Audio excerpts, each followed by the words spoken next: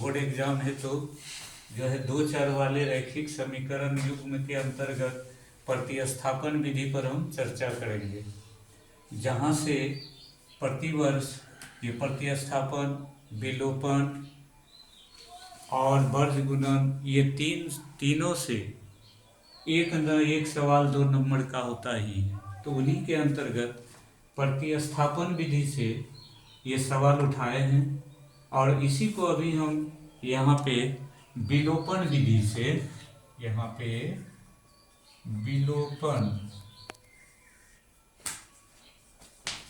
विधि, ये दोनों विधि से हम अभी आप लोगों के सामने ये बनाएंगे। तो चलिए, प्रतिस्थापन विधि में x प्लस वाई बराबर 14 पहला समीकरण, x माइनस वाई बराबर 4 दूसरा समीकरण लिए। अब है पहला समीकरण जब इसमें होता है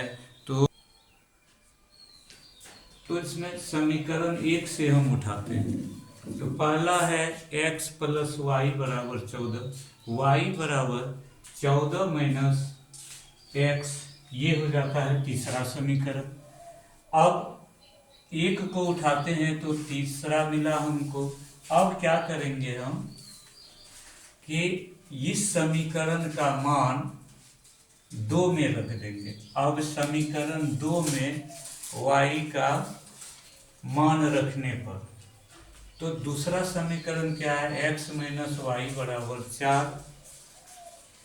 तो y का मान है y बराबर 14 माइनस एक्स। तो यहाँ पे हम y की जगह 14 माइनस एक्स को रख दिया। अब इसको सॉल्व करते हैं तो ये x, तो x ज्यों का त्यों, ये माइनस को भी उतार लिए हैं। अब देखिए ये दोनों मल्टीप्लाई कीजिए तो प्लस माइनस माइनस, अब माइनस माइनस प्लस एक्स हो जाता है बराबर 14। एक्स और एक्स प्लस तो 2x, अब माइनस 14 जो है यह आपको रह ही जाता है। तो ये हो जाता है 2x बराबर 4, ये माइनस ये प्लस इधर ले आएंगे लेफ्ट से राइट, तो ये प्लस 14 हो जाएगा। तो ये 2x बराबर 18, इसलिए x बराबर 18/2। इससे 2 से 18 को कटाइए तो 9 होता है बराबर 9। तो x का मान हमको 9 मिल जाता है। अब इसके बाद तो 1 का काम हो गया, 2 का काम हो गया, अब तीसरा जो है, तीसरा समीकरण में हम x का मान को रख देंगे। तो y बराबर 14 माइनस एक्स, यह मेरा तीसरा समीकरण है। ये तीसरा समीकरण को लिख के x का मान x बराबर 9 को रखे तो ये हो जाता है हमको 5। 14 में से 9 गए 5, तो x बराबर 9 और y बराबर 5 प्राप्त होता है। चलिए, इस विधि से भी हो गए। अब इसी सवाल को हम आप लोगों के समक्ष जो है विलोपन विधि से सॉल्व कर देते हैं। तो चलिए, x प्लस वाई बराबर 14 समीकरण 1, x माइनस वाई बराबर 4 समीकरण 2। अब देखिए, विलोपन विधि में कुछ नहीं करना है, किसी एक को, दो चर में से किसी एक चर, या तो x को विलोपित करेंगे या y को विलोपित करेंगे। उसके बाद उनके लिए क्या करना है, अगर समान चिन्ह हम उठाएंगे तो घटाएंगे, यदि असमान चिन्ह उठाएंगे तो जोड़ेंगे। तो यहाँ देख रहे हैं x x ये एक एक ही है, y y एक एक ही है, और तो y y को हम कटा देते हैं, विलोपित कर देते हैं।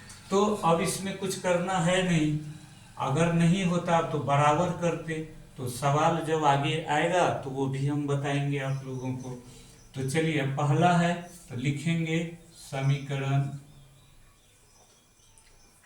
1 और समीकरण 2 को जोड़ने पर। तो चलिए समीकरण लिख लेते हैं, x प्लस वाई बराबर 14, x माइनस वाई बराबर 4। चलिए जोड़िए, तो x जोड़ x, तो ये हो जाता है आपको 2h, y प्लस में है और माइनस में ये y है, तो ये दोनों को जोड़ेंगे तो आपस में कट जाएगा, बराबर ये 14 प्लस 4 18। अब चलिए ये x बराबर 18/2। अब ये है यदि बराबर के इस साइड भाग हो तो इधर गुना, यहाँ गुना हो तो ये भाग, जोड़ हो तो घटा और घटा हो तो जोड़ हो जाता है। ये भी हम बहुत पहले से ही पढ़ चुके हैं। तो अब फिर यहाँ काटिए ये 9, तो x बराबर 9। अब हमको क्या करना है, x का मान हमें 9 मिल जाता है। तो अब इस x का मान को या तो समीकरण 1 में रख देंगे या 2 में रख देंगे, तो हमारा y का मान निकल जाएगा। तो चलिए प्राय हम लोग समीकरण 1 में ही रखेंगे। तो चलिए अब समीकरण 1 में x का मान रखने पर, तो समीकरण 1 क्या है, x प्लस वाई बराबर 14, x का मान 9 प्लस वाई बराबर 14, y बराबर 14 माइनस 9 बराबर 5। तो इस तरह हमें x बराबर 9 और y बराबर 5 प्राप्त होता है। अब इसका हम थोड़ा सा चेक कर लेते हैं कि यह हमारा आंसर सही है या कि नहीं। इनके लिए टेस्ट जो है, ये देखिए टेस्ट।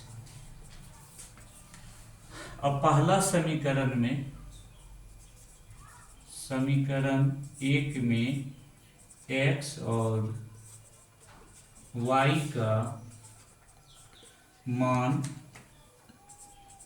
रखने पर, देखिए जब टेस्ट हम करेंगे और समीकरण 1 में या 2 में से किसी में भी y और x का मान रख देंगे, जब दोनों ओर इक्वल हो जाए तो हमारा आंसर सही है। तो टेस्ट कर लेते हैं। तो पहला समीकरण x प्लस वाई बराबर 14, तो x का मान 9 और प्लस y का मान 5 बराबर 14, 14 बराबर 14।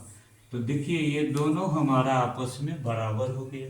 अगर इसी तरह यहाँ पर 9 देंगे, यहाँ 5 देंगे, तो 9 में से 5 जाएगा तो 4। इनका मतलब है कि हमारा जो ये आंसर है सही है। तो ये हो गया आपको विलोपन विधि और ये हो गया प्रतिस्थापन विधि।